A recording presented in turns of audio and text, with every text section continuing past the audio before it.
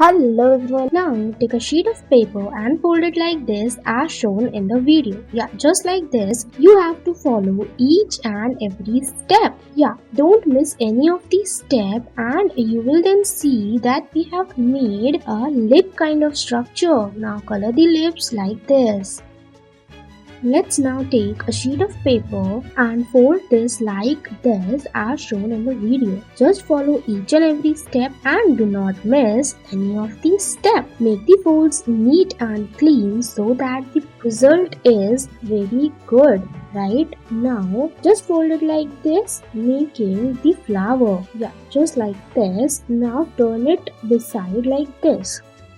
Take a piece of paper and fold it like this. Now make a heart-like structure and cut it out. Yeah, just like this, you will see we have made a flower using the heart shape. Now make more of them and stick them together like this. We have made the cover for that heart also.